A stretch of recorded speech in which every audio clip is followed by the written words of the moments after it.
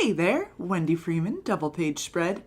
I'm not very good at talking about celebrity passings or celebrity deaths, I don't know. I feel like there's so many people who say so many poignant and well-spoken things already, and I feel like I'm probably not one of them. But it's been a week in comics. We lost Norm Breyfogle, who is clearly like the definitive Batman artist for many, many of us out there. And it just seems like that was very young. And so, I don't know, bless his heart, rest in peace, Norm Breyfogle. And then we just lost today Carlos Ezquerra, who's the co-creator of Judge Dredd and Strontium Dog and a lot of 2000 AD stuff. Very, very pivotal, man in British comics and comic history there. So I just wanted to, just offer a moment of thought and prayer and well wishes to the family and the many people who've been affected by all their work. So thank you, Norm Breyfogle and Carlos Ezquerra. And more people I would like to thank for all of their greatness. DCBS, the Discount Comic Book Service, and their sister site, In Stock Trades, always offering you the greatest deals, the best customer service, and everything you could want in mail order comic ordering. Also, Black Phoenix Alchemy Lab, best time of the year, their Halloween scents. This year, let me tell you, they have got some phenomenal sounding Halloween fragrances. There's one called Ghoulish. It is the scent of a black cherry and coconut amaretto confection, gently laced with saffron. Ooh. One called The Hag. Black musk, bay leaves, galangal, bourbon vetiver, black currant, and rum. I would like to bathe in that. That sounds really good. Oh, here we go. Inside the golden amber of her eyeballs, which is named after a Rainer Maria Rilke poem, apparently. Sleek black fur and gleaming amber shining in the shadows, a rumble of myrrh and claws as sharp as tea leaf. So that sounds pretty cool. Thank you, Black Phoenix Alchemy Lab, and thank you everybody for tuning in and giving this a listen. Have a great day.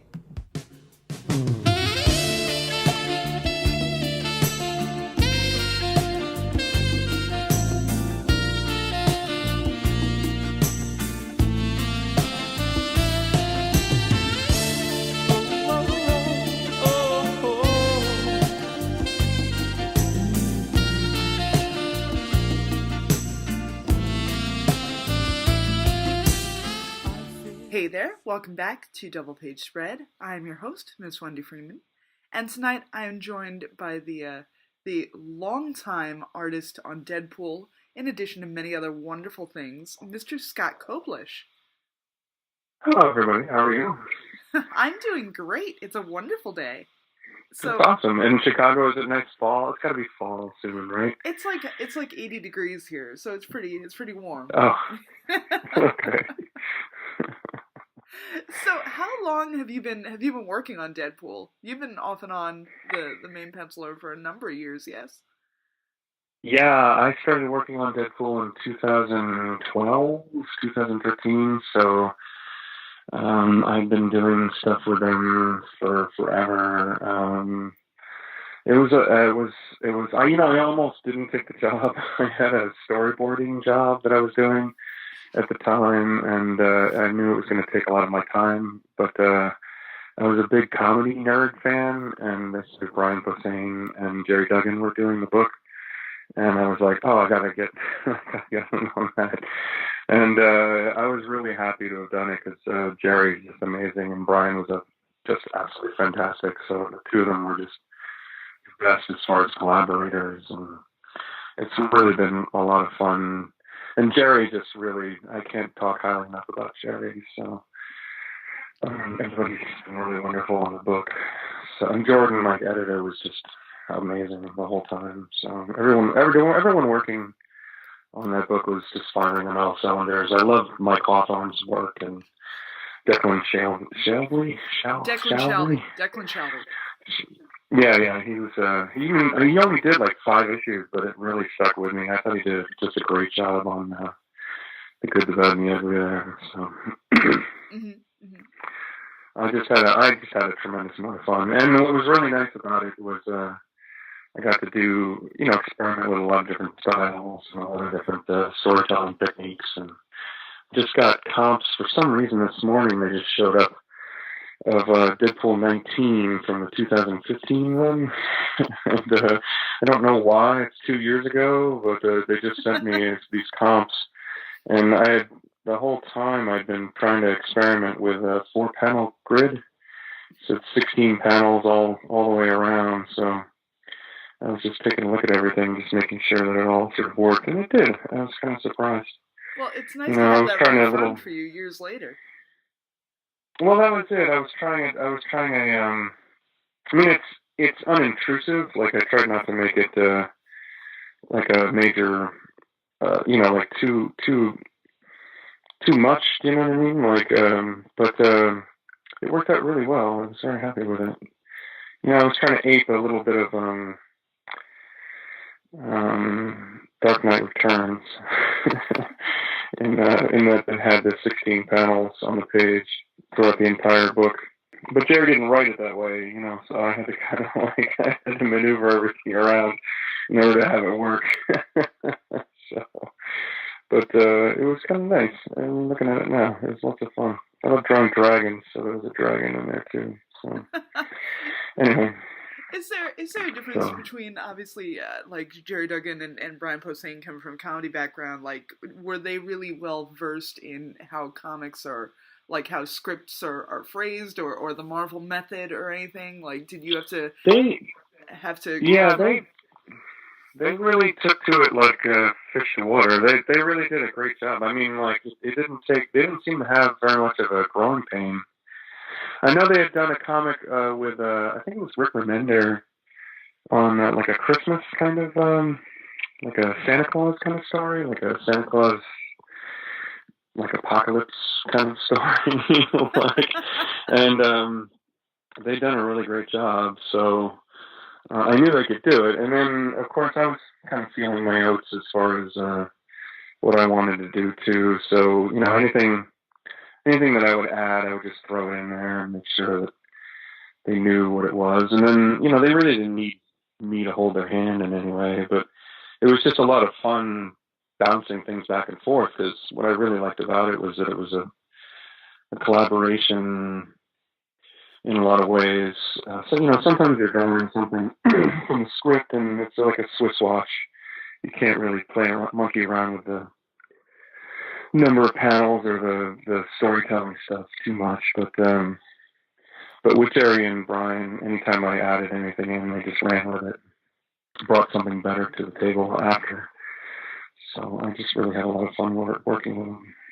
Well, it's interesting whenever I feel as though it's become kind of like a popular thing now for comedians to try to do that. Like Paul Scheer had a comic, didn't he? He did, yeah. Well, my editor, Jordan Whitehead, really would seek these guys out. I mean, Jordan is in New York there, and I think he was always trying to get some of the comedians to write. A lot of the comedians are writing for shows already, but it doesn't take up all their time, I don't think.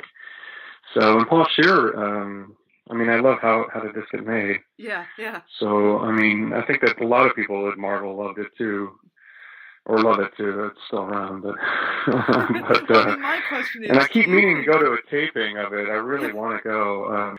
I like that venue. I like Largo. It's a good venue, but I keep meaning to go. But anyway, I think that the comedy writers are, they do a really good job with it. It's, most of them have read comics all their lives, and even when I worked with Penn Jillette from Penn and Teller.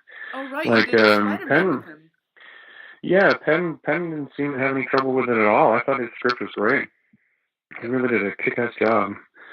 And I was actually just I was going through my files and ran across the cover just recently, and I was going to send it over to him because, it was really neat. I've been a fan of their work for years, and he was so enthusiastic and happy about everything that it was really infectious. Yeah, he seems like a very smart dude. He seems like a really good dude. And also, I love... He does, yeah. Yeah, I love it when when you have those magicians who are into sort of like debunking things, like Penn and Teller call bullshit. Like that's pretty cool. I like that. I feel like there's certain magicians out there who are about debunking. Well, yeah, it's really neat, but it's also funny because they'll debunk the thing that's easy or sometimes even hard in their act in order to create like an even better illusion. Because they'll bring the audience along, making them think that they know what's going on, for like a good few minutes, and then they'll flip it on its head. So they're really, really clever as far as their act. And yeah, they were doing that HBO thing where they were sort of, it was almost like Mythbusters for like for the supernatural. So I really liked what they were doing. So right, like was it the Amazing Randy or something? Who is it who was always like calling out like Kreskin and like those fake psychics and stuff? Like that's exactly it. Yeah. Yeah, that's great. I think that's great when people who do illusion for a living can disprove this sort of dumb shit that people might get tricked by, get swindled by. Yeah. Yeah. Absolutely. Yeah. That's exactly right. Yeah. That's exactly right. Oh, sorry, there's a trash pickup that's happening outside the window. Just a tremendous amount of noise. Move away from that noise. So anyway. But yeah, I really enjoyed working with all the different people, on Deadpool. So. In Deadpool, do you get to do a lot of sort of background gags? Do you get to improvise with a lot of that? I do, yeah. There was an issue where it was a 70s issue of Deadpool where I got to really just like experiment with just putting lots of little jokes everywhere I could.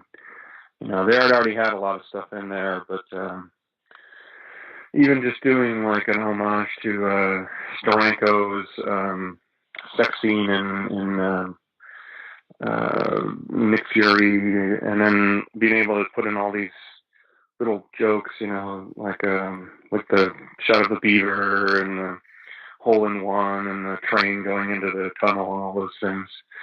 That kind of stuff was really fun to do, They kind of alluded to it in the script, and I was like, oh no, we're just going to do that. Well, that's my favorite issue, the Power Man Iron Fist issue. That's my favorite thing. I love that. Yeah, it was really, I just went to town on that issue. Well, my favorite gag in that is the Baseball Furies gag, the joke from the Warriors, where like he encounters the gang, and it turns out they're just a softball team who's going to see Kiss. So so they're in Kiss makeup. That's exactly right, yeah. Yeah, and there were a couple of jokes about Kiss that didn't quite make it into the comic. I think they were a little sketch, but yeah, we were. I had to change the facial features on those guys a little bit to get away from the Warriors thing, Right. Well, their faces are more yellowish. They're more yellowish than the Warriors. Yeah, they are a little bit more yellowish than the Warriors. But the whole idea was, that they were there, and they were. It was really funny to make their origin story, and then also to have Gwen Stacy's dad in there, and to have like we put in. I had originally made one of the gangs, the white man's gang. I made him the little crew from Welcome Back, Kotter. But they insist. They were really upset about that. They were like, "Well, we're gonna get sued." So like, but I wanted putting glasses and mustaches on everybody, and it made it even funnier to me. So rather than just direct Rorschach. Yeah, and it worked out really well. Yeah. But yeah, that was things like that were just amazingly fun to do. There was an issue where we did it was like a Spider-Man Amazing Friends kind of animated series where we put Deadpool in the animated series, and that was a lot of fun too. That was a different style that I got to kind of really play with. Back then in animation they don't really delineate muscles. So in order to sort of indicate that somebody is muscular, they kind of make them, they look like balloon people to me. And things are kind of blocky and balloony. So it's always kind of strange to me. I mean, the Batman, the animated series, kind of solved it by making, they would put like a really hard, heavy line around the torso, and then a couple round lines as well, and then made him, more of a triangle up top.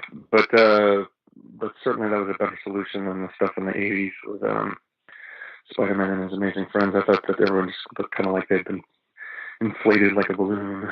But it was fun to try to draw like that. Mm-hmm. What's like one of the most absurd things that you've ever had to draw in Deadpool? Just ridiculous. Yeah, all the Hitler stuff was a lot of fun. Hitler in a giant mech robot outfit, or a big giant mech robot like trying to attack Deadpool in the 50s, like Studebaker. Like that was a lot of fun. And even in that issue, like getting to riddle Hitler's corpse with bullets. It was really, really, really rewarding mentally to be able to just kill Hitler. So I wanted to talk a bit about sort of the emotional trajectory of Deadpool as a character, like from the origins of like how Rob Liefeld had him at the beginning, and his X-Force era, and then sort of when did he become so goofy? He got really goofy in the mid-'90s, even more goofy than we were playing him.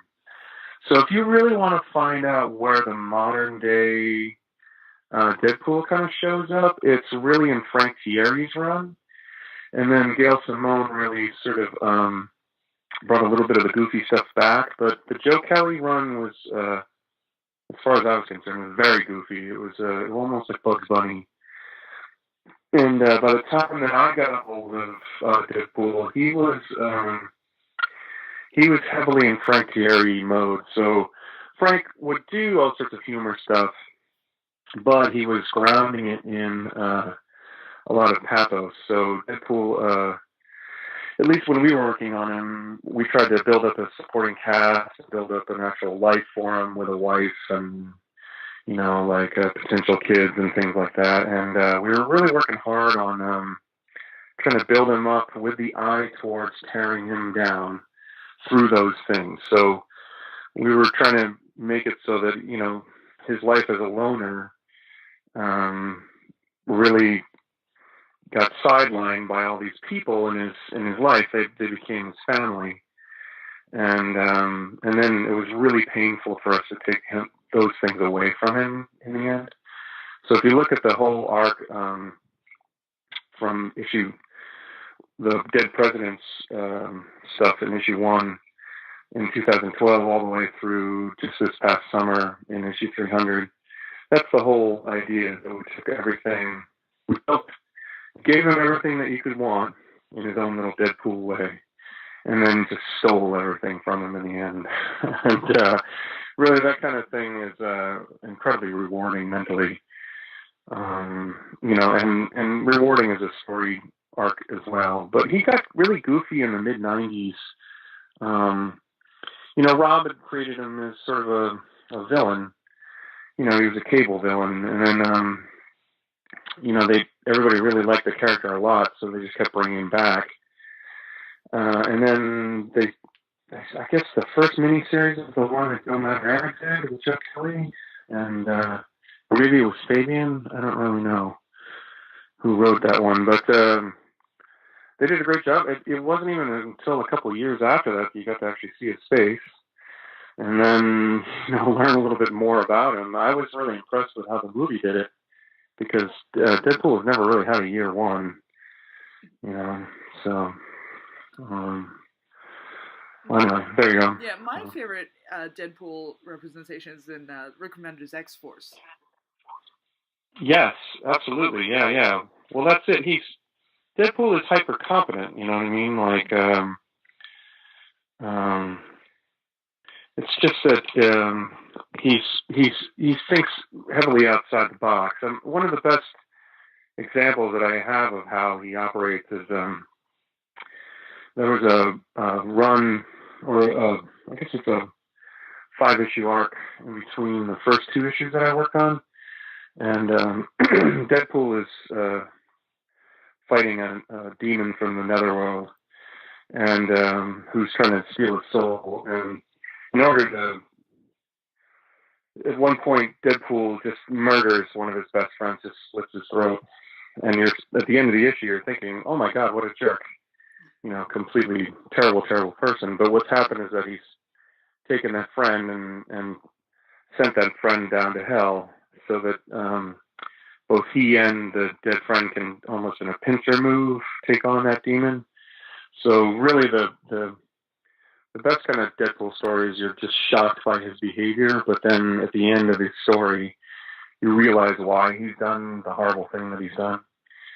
So that's, I always found that kind of part of the story was very rewarding. And then, of course, the puns kind of wrote themselves. When we were killing Deadpool off in issue 45, it's really fun to do things like have him buy a farm. Just even the idea of him buying the farm by dying, do you know what I mean? Like, it's just, it's humorous, you know what I mean? You can throw these things in that kind of write themselves a little bit, so. Deadpool 300, now what is it, the cover of that? It made the Guinness Book of World Records? No, the Guinness Book of World Records is from, there was a wedding issue. That one I did, it was 232 characters, so that one was a lot of fun to do.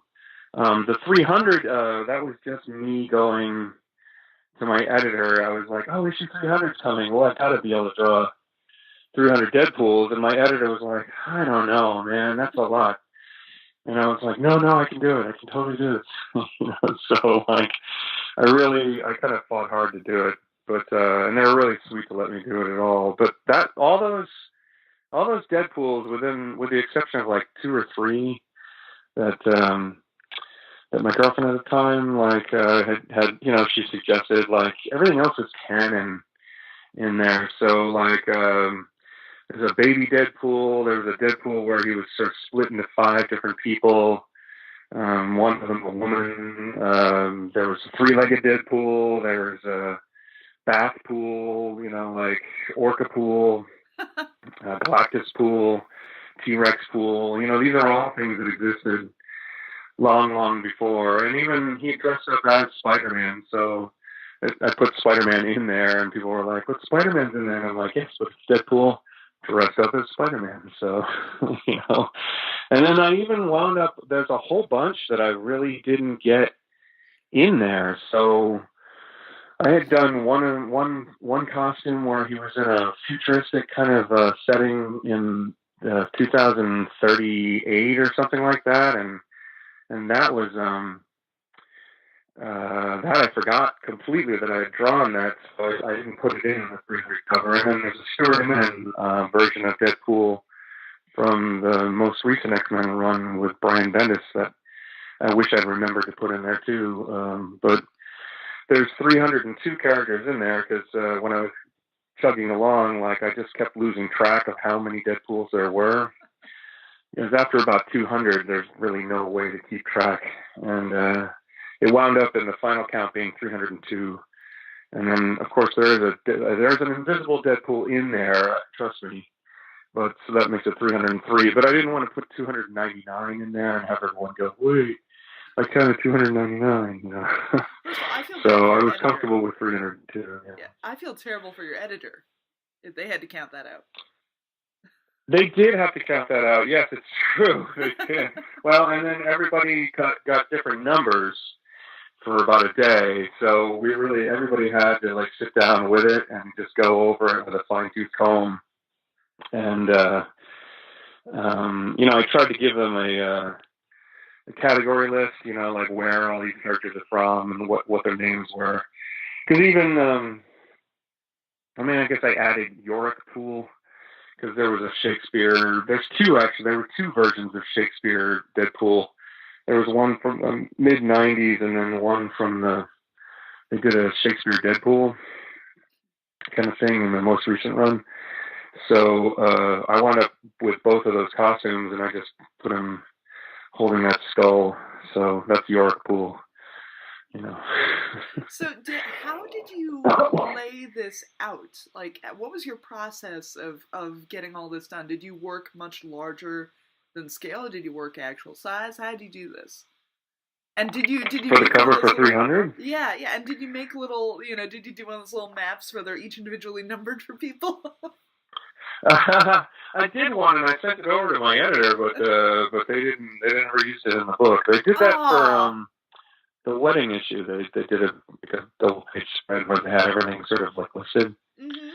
But no, I did it at regular size. It's 2 boards. It's a wraparound cover, so it's 2 boards just taped together. It's I guess 22 by 17 and or 21 by 17, something like that. So yeah, it's just a regular book, and I just started in. There's on the wedding issue, I started in and then ran across a problem halfway through where I hadn't really figured out exactly how everybody was going to be standing in the stands. And I really had to go back and I had to erase just a ton of stuff in order to sort of fix it. But the cover for 300, it's a whole bunch of them just running and jumping and whatnot. So all it was just sort of picking what major points I wanted to kind of make, like the current Deadpool and then, Lady Deadpool, and I wanted to have the X-Force Deadpool in there, and I wanted to have he was dressed up as an X-Men, and the color made a little bit of a difference for me too. I wanted to spread different colors out into different sections. There's a rainbow squad. There's actually 2 rainbow squads of Deadpool that they did. The first being all those guys like Fool Killer and Solo. And then the second version was Domino and Gorilla Man and Hit Monkey and things like that. So I tried to spread those guys all around because it's nice to have a little break in the color scheme. I thought for sure it was just going to be a wash of red and black, Mm-hmm. But the colors, Val Staples did an amazing job separating everything out. And, that was, I'm sure, took him and the fellow who does his slats, who's also an amazing guy. I'm sure it took him a week, to do that thing. So I even apologized beforehand. I was like, I'm so sorry. I hope that just my mania does not do permanent damage to someone. That's amazing you pulled that off. Yeah, it's really fun. I mean, usually if I'm panicking about 2/3 of the way through something, it means it should be pretty good. And then I usually go out, take a walk for like 10 minutes and then come back to something like that, usually the end result is just I sort of sit there and think, well, if I can't I'm not going to be able to get somebody else to finish this. So, I can't call George Perez anymore to help him, so. But, it's, you just sort of sit back and you go like, okay, just take a deep breath and then come back to it. If it gets overwhelming, sometimes it's just super fun to do that stuff, So I love working on double page spreads with tons of things going on. Let's talk about the extended dynamics between Deadpool and Cable and sort of what's going on with him now. Yes. So, Cable goes through a lot. So, and Deadpool's usually pretty much in the same spot mentally. So it usually depends on what Cable is going through. Very rarely are, usually Cable is the one that's the person driving the bus as far as what kind of adventure they have. Usually it's some sort of time travel thing when the 2 of them are together. And, the dynamic, it's like, Cable's just a giant tank. And Deadpool is this kind of bouncy, hey Spike, kind of thing around Cable. So even when we were working on the most recent thing where Deadpool kills Cable. You know, we were working real hard. I worked really hard at trying to make the dynamic visually between the two of them to be pretty stark. You know, when Deadpool is trying to attack Cable, it's almost as if he's the underdog in the story, but he's a lot more vicious. And Cable's a lot slower moving, so I tried to play that up a little bit. You know, when I was doing it visually. And then, of course, it was really a lot of fun to do. I was just looking back at one of the penultimate issue where they go to the end of time in order to find the Cable from that time period, his last days. And I just had so much fun drawing the collapsing universe around it. It was just so much fun. Way more fun than I thought it was going to be. So I got to pretend to be Walt Simonson for a day, really. Yeah. So it was really enjoyable. I really enjoyed doing that book. So I would love to do more cosmic things. You know. But, speaking of things maybe not quite as cosmic, but you were the artist on what may have been one of my favorite New 52 books. You're on OMAC. Oh, yes, of course. Yeah, with Dan DiDio. OMAC was awesome. I love OMAC, and I was so sad. Wasn't that it was the second book canceled or something? It was one of the early ones. I know. I was so sad about that, too. I think Dan fell on his sword. In order to try and make sure that everyone didn't feel bad if their book was canceled, you know. So Dan just jumped on his sword in order to take the book off the slate, but I was so torqued. I was like, no, I love this book. Really? Aww. Oh, yeah. I love that book.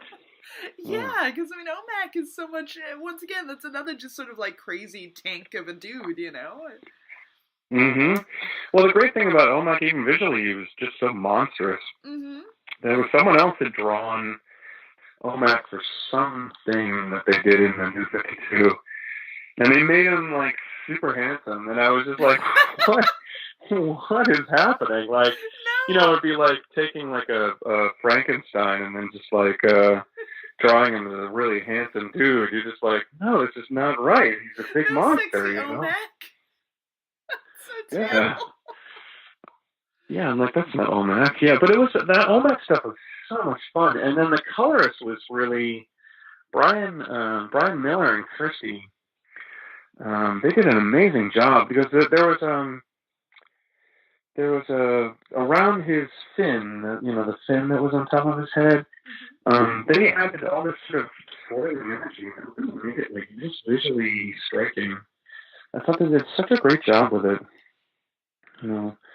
Everybody was really excited about that book. Keith Giffen was really excited about it, and Dan, and I was super into it. So yeah, I really miss that book. Yeah, I miss that book. I miss that character. And also in Kirby things, you got to do something for the Commandy, Commandy Chronicles or whatever? Yes, that was a weird thing too. Yeah, was it a full issue or it was 20 pages or 10? It was such an odd project. I mean, we started it off as best we could. I remember they wanted to change Commandy's hairstyle at some point, so I had to go in and shift things around. But if there's any two good rules we have about Commandy, you can't change his hair and you can't show his nipples. Yeah, I guess that's true. I hadn't really thought about that. Well, maybe you can show his nipples at this point. No. Commandy needs some. No, you can't. No, you can't. I feel like we've never seen his nipples before. We can't go there now. You're probably right. That's a great point. Boy, yeah, you should totally be able to see his nips. Yeah, there's a ton of characters that Kirby would draw where they were literally almost completely naked. There's a whole time period in the 70s and 80s where, Atlas, it's all he is just he's got a hoodie, but it's just around his neck, and he's just wearing a dress, a little mini skirt, and that's it. You know what I mean? I think he's got some boots. So, the same with Namor and Hercules, all these guys are just they barely have any clothes on at all. So in Commandy too, you're right. but I hadn't even thought about the nipples issue. Yeah, I mean, they probably had to have that stuff taken out. I remember Mort Weisinger, not Mort Weisinger, who's the guy that did Beetle Bailey?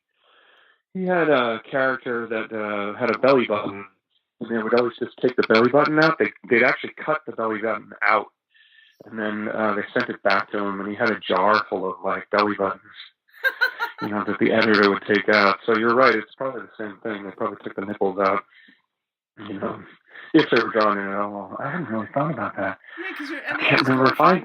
Yeah, he had his girlfriend Flower, and I mean, Flower, obviously, her hair was always flowing right over her boobs, Yes. So yeah, exactly. She got her dignity, but but you can't see a teenage boy's nipples. Yeah, well, there you go. I don't know. These are the rules that we all live under. I don't know why that would happen. This society, we have certain phobias, and I guess men's secondary sexual characteristics are one of them. So. You also worked on X-Men 92, which... what? Sorry? X-Men 92, your work on X-Men 92. Oh, yes.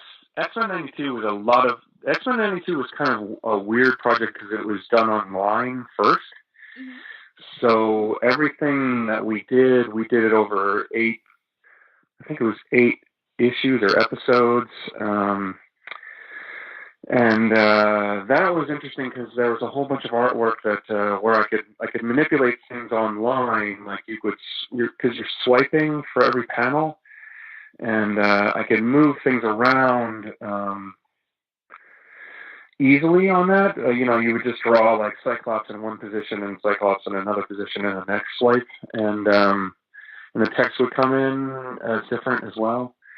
But trying to cobble that all together in the actual print version was a real nightmare. I remember talking to the editor about it at the beginning, Jordan, and saying, like, do you want me to focus on what we can do digitally here or focus on what we have to do in print? Because I got the feeling that more people were going to see it in print than they wound up seeing it in digital. And I don't honestly know what the numbers are digitally. They seem real happy with the book, but yeah, when it came to me trying to cobble the book together, I had to do all sorts of tricks in order to try and make it visually compelling.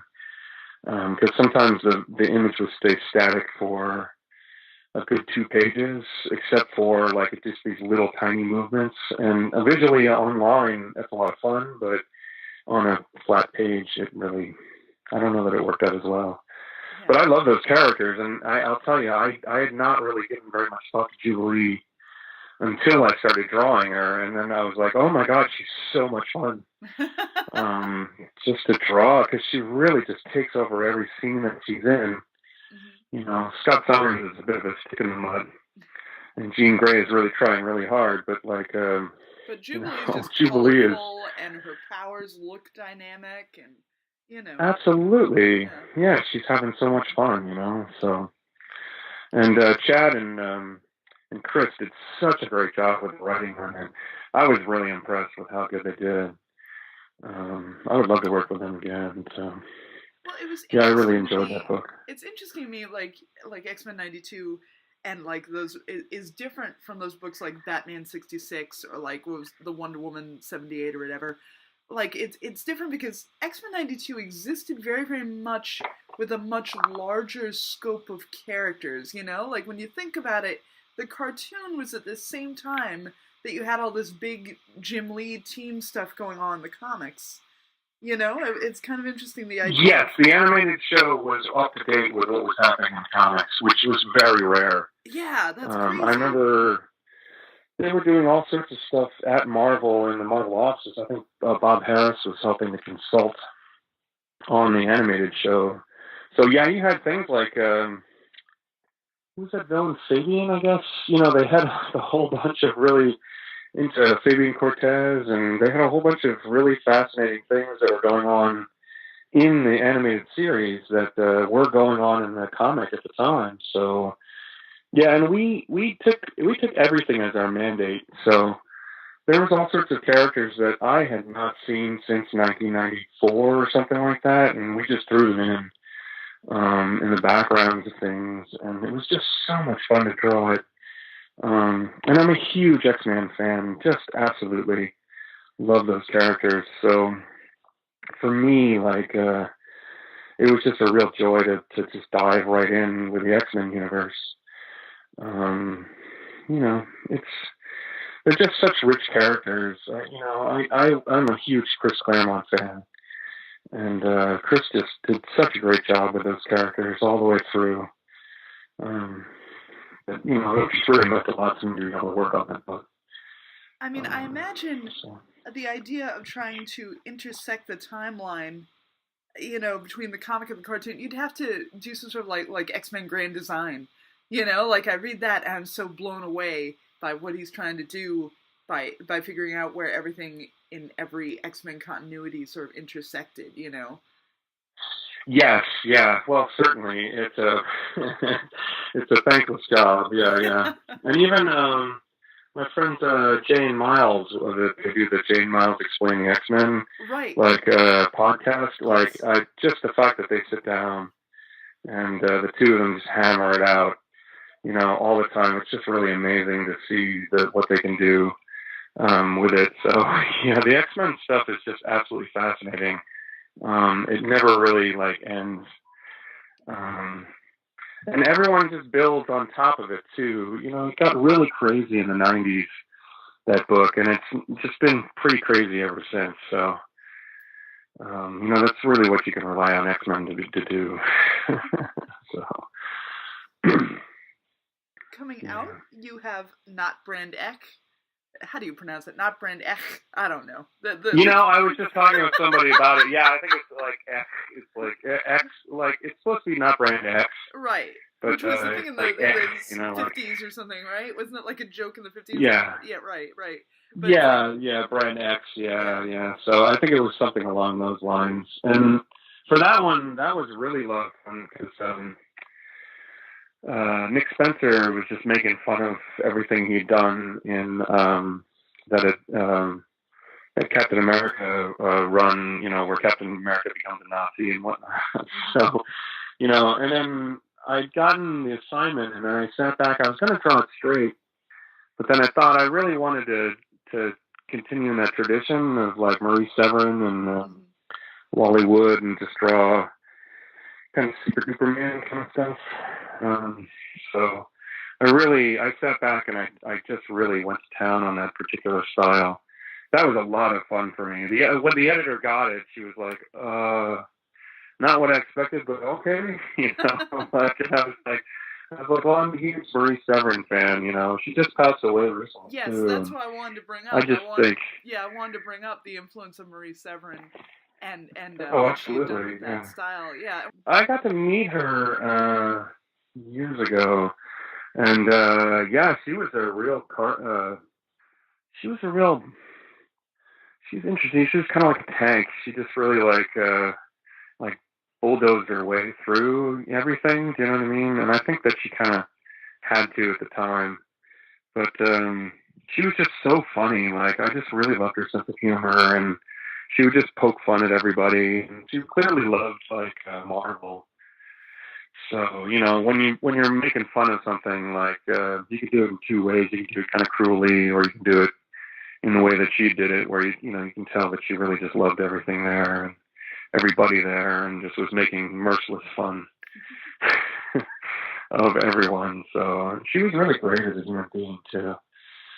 So yeah, I had read that book, the Marvelous Mistress of Mirth. Or am I getting it wrong? I think I'm getting that wrong. That's wrong. Oh, that's right. Yeah, someone had that book. That's right. I never got that book. Yeah, that's right. Yeah, it's really good. Like, you really just want to be her friend. Yeah, absolutely. No, well, she was a big part of what was going on around then. And you know, there was always a lot of women running around comics. You know, even Flo Steinberg, which passed away a couple years ago, like was a big part of Marvel. Even in the '90s when I was there, Flo was just omnipresent. You know, she was in the bullpen. She was doing proofreading with Jack Abel, and the two of them were just really funny together, and I adored Flo. Flo was just amazing. It shocked me completely that whole Comicsgate stuff started really from the milkshake Heather thing. taking that picture. Oh yeah, well that was the thing. Flo was just the most wonderful human being on the face of the earth. She would just go, "Oh, hello, it's so good to see you, Mr. Scott," and you go like, "Oh my God, Flo," and just for such a great, wonderful, grand human being. And then I guess Heather took a picture of like them, because she would do an afternoon milkshake, I guess, to keep her sugar levels up, in the afternoon, so she wouldn't pass out. And so sweet. And also working in an office can be kind of grinding, so. But yeah, I guess they took a shot of a milk, and then the hammer fell down on poor Heather, and it was just shocking to me because I've gotten my fair share of abuse online.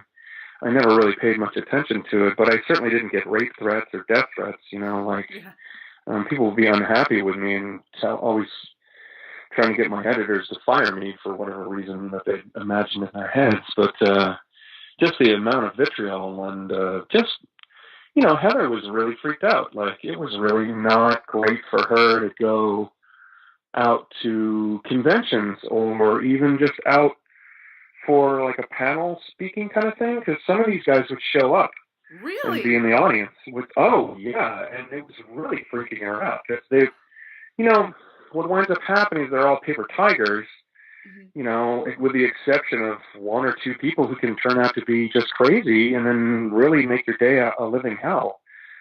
So, most of these guys, they'll just, they'll sit in their basement and they'll just say really foul, terrible things. But when you see them in person, they're just pussycats. They can't, right. They wouldn't hurt a fly. But some of these guys were really spooking her out. So yeah, I think, the amount of abuse that she took was just unreal. And she fought back for quite a while, but it's like fighting a tsunami and there's only one of her. Well, it seems or like or the support group around her. It seems like she did have a lot of support. There were a lot of people that were, Oh, absolutely, yeah. But it just, what winds up happening is that the rest of everybody has lives, So, except for these guys that are just coming down on her like a ton of bricks. So I don't know. It was just really disturbing, and it's been that way, since the '90s. We used to have, I think the real problem is anonymous. Like anonymity. It's really people just feel comfortable being complete jerks when they would never be jerks in person. So, I think that the worst thing that could happen was that everybody was able to sign on as a different name. Yeah. It's just caused all sorts of trouble. But that's my rant. Yeah, I mean, you would think that things have gotten better because, like, with Facebook and with things like that, like message boards, like, people no longer everybody just uses their regular name, so it's a lot easier to track people down and do things. But somehow that hasn't changed anything. People will be more emboldened to be dicks now, it seems. I think so. I mean, I just kind of steer clear of some things. I mean, I like guys like Ethan Van Sciver. I've sat next to him at a convention. I did a panel with him once or twice. He's a real sweet guy in person, but online, I don't know, something changes within him. Yeah, so I just sort of steer clear of that kind of stuff, Yeah, I've done Hero Initiative events with him, and he's a very generous and person. But yeah, I mean, good Lord, he's awful. Online, he has trouble with everybody. So I just steer clear of looking at it because I know that I'm going to get upset. And pointlessly so, because he really doesn't. I see him once every 3 years. You know what I mean? It's not like we see each other a lot, but so. But yeah, no, I'm glad to hear you say that. I'm glad to hear you speak about it. That's good. Yeah, absolutely. Well, everybody in comics, they're all odd ducks, not any of us came here without some sort of problems.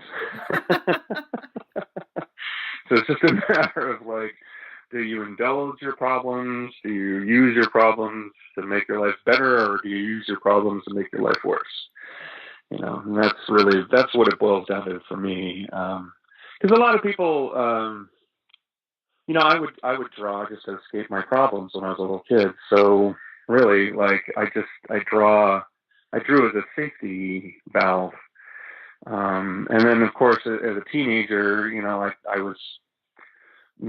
communication was not my best skill. So, like, I would just put down in stories things that I wanted to talk about or things that I wanted to desperately to share, but really wasn't able to do that.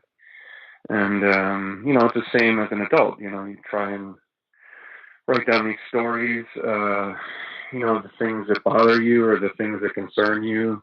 I mean, even when I did the many Deaths of Scott Koblish, that started out just as me, sort of sitting at night staring at the ceiling and thinking about death. And it was really impinging on my day. Like, I really did not enjoy the thought of dying. And after a while, I was just getting a little paralyzed by it. I couldn't get through a day without feeling like worried about it. So I just started drawing out little drawings and then posting them on Facebook for my friends of me dying over and over again. And some of them were funny and some of them weren't. And then the ones that were funny, everybody really liked. They would all post like, ha ha ha, you deserve that. But the ones where they were a little more depressing, like me walking into the ocean and never returning, they would just be met with the equivalent, online of just like horror or dead silence. So I kind of leaned towards the funnier ones after a while, and then a friend of mine worked at the Chronicle Books. Did a lot of people reach out to you? Yeah. Were people worried about you? Everybody was like, oh my God, like, are you okay? I feel like, yeah, I'm just working through stuff, like, I'm trying to make a joke out of it, and everybody was really encouraging me. They were like, you should make a book of these, because I had a lot of them after a while. I had like 50 after about like a year or something like that. And a friend of mine that worked at the Chronicle Books was like, hey, do you want to do this? And I was like, yeah, sure. So, they helped me put the book together, and they did a great job with the design. Michael did an amazing job with the design, and it's really neat to have, like, publicists and I saw it the other day. I saw it the other day at the comic shop. It looked really nice. It was a very nice hardcover. Oh, good. Mm-hmm. Yeah, it's a real fun book. Yeah, it's 96 pages. It's just me tying over and over again. I was trying to think of how to promote the book to get sales. When you drop a comic book every month, there's a new reminder of the comic book, but it's going to be a while between volumes of the book. So, I'm trying to figure out how to promote it. I thought about taking some of the ones that were rejected and just putting them up online and saying, like, buy the book. This is a rejected version. It won't be in the book, so. Or, you could fake your own death at a convention. Yes, absolutely. That might skyrocket. I would be worried. Yeah. I would be worried. I don't want anyone to traumatize me. You should get the book is kid friendly. Yeah. You should get Penn Jillette to help you. I should. Oh my God, that would be amazing. Oh, that's a really great point. Oh, that's a great idea. I should send them my book too. That's right. I was going to send this cover out. But I think that. I should definitely do something along those lines. The book is kid-friendly. I want everybody to understand it's not really, these are not horrific visions of me dying with tons of blood and sobbing children and things like that. It's me trying to make it fun, and happy, it's supposed to be energetic and happy, so. Well, are you okay? Am I okay? Yes, yeah. I am. Okay. I'm very much okay. All right, good. In life, I'm doing all right. Looking around for a new apartment, looking around for, my girlfriend and I broke up, so. I'm sorry. But yes, it sucks. But yes, I am fine. You're still looking in LA? You're still gonna live in LA? Yeah, well, my daughter lives here in Los Angeles, so I gotta make sure to be here, and, I have a lot of friends in LA too, so I want to continue that. you know, I could live anywhere because I'm a cartoonist, but I was just in Hawaii last month, and it's beautiful there, but it's so expensive. But I was like, I don't know. But LA Can I live isn't? here? You know what I mean? But LA isn't? LA is, but Hawaii is more expensive. The like local food was more expensive. Everything was just like $2 more. Because I was just in LA. I was just in LA last month visiting friends and stuff, and like it was really depressing to me, like how much, like you're downtown, how much worse the homeless problem is than it is in Chicago.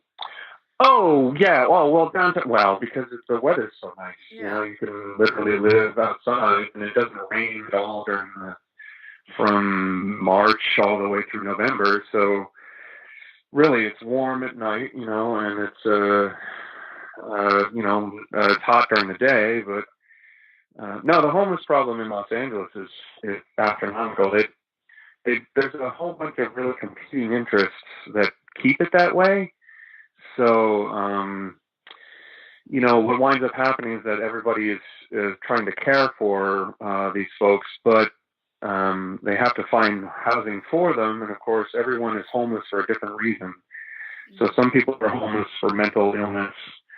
Some people are homeless for, just a temporary amount of time. They've lost their apartment, or they're living, or they lost their job or something like that. And then some people are just, chronically homeless because they just don't have enough money during the day. Do you know what I mean? Like, you get a lot of older folks that have wound up getting kicked out of their apartment, and they only make a certain amount of money, Social Security or something like that. And it can be really, everyone's a different reason for being out there. And of course, the police have certain rules as far as what they can and can't do. And then the locals have certain concerns too, because if you've got like a series of homeless encampments around an apartment building, you're creating all sorts of dangers for rats and disease and things like that. And these are real concerns for the people that live there. It's just, I don't really know what the solution for homelessness is. They've put a few bond measures through, and they're building a lot of housing. But like I said, the people are homeless for different reasons. So sometimes people don't want to be pushed into a housing project. So it's kind of tough. I don't know how to solve it. And clearly, it's a problem. So, and it's a problem with, good, caring people that are trying to figure solutions out. That I don't know what the solutions are. Chicago, it's cold there. We have a lot I'm of really deaths. surprised. We have a lot of people who die every year, and Anyway, no, we're so cheery. We're talking about your death and the homeless problem. Sure. Oh, absolutely. Yes, homelessness and deaths, and what else can we talk about? Is there sexual harassment? Is there some sort of war or famine? The war in Syria? Maybe we should talk about that. We're gonna solve all the world's problems by the time this is done. Yeah. That's good. We'll put our heads together. So now you've inked some wonderful people in your time. You worked with Ron Garney on Captain America for a while. Who's been your favorite person to ink? There's been about 4 or 5 people that I would drop anything to just ink over again. Yeah, Ron Garney's one of them. George Perez is another. Keith Giffen, another. I mean, those guys really, for whatever reason, like, I just clicked. I knew what they needed and what they wanted. I don't know if Ron would agree. George agreed. Like, I just had an interaction with him recently. Like, just checked in on him. And I loved working with George, and George loved working with me. So I would have kept doing it, but I started getting more penciling work, so I had to kind of leave that. Keith is amazing. I love Keith to death. So we're always talking about working on something together, but I don't really know exactly what we can work on. I should give him a call. That really does remind me. I really do need to give him a ring. So, but I loved inking when it was working well for everybody involved. like when the pencilers enjoyed it and when I enjoyed the stories. But it is a lot like being in the back seat of a car, for better or for worse. You're not driving, but you're not driving. You know what I mean? Like, there's an element of being trapped along for the ride that you can do for you mentally. That penciling and inking, it doesn't give me the same emotional reward as penciling. So I just really, occasionally it's nice to ink over somebody else. You forget what everybody else looks like, and with the amount of work that they put into these things. I mean, I like the guys that were really working hard. George Perez, Keith Giffen, like you said, Ron. They were really always very smart, very hardworking, wonderful artists. So that was always positive. That was always something that I looked forward to when something like that was on my desk. But just emotionally, it's much nicer for me to be able to tackle a project from the beginning. So okay. Yeah, so we got the many Deaths of Scott Koblish. We still have Deadpool. Yes, available now. I can say that the book is still available. It's you can find it on Amazon for a pretty good deal. You can pick up the book anytime at Barnes and Noble or wherever the books are sold. You can totally ask for it for your bookstore. You can find it online. There's a Kindle version of it. You can find it from the publisher, Chronicle Books themselves. If you bump into me at a convention, I will gladly sell you a copy and sign it for you. The next convention I'm hoping to go to is in Austin, Texas this weekend. So I don't know, September 21st to the 23rd or 19th to the 23rd or whatever that is. But yes, so I'm sorry, I always have to I always forget to say, here's how you can buy the book. So, because Deadpool sells himself. You can find a copy of Deadpool anywhere. Yeah. All right, well, thank you so much. Absolutely, thank you. I really appreciate talking to you.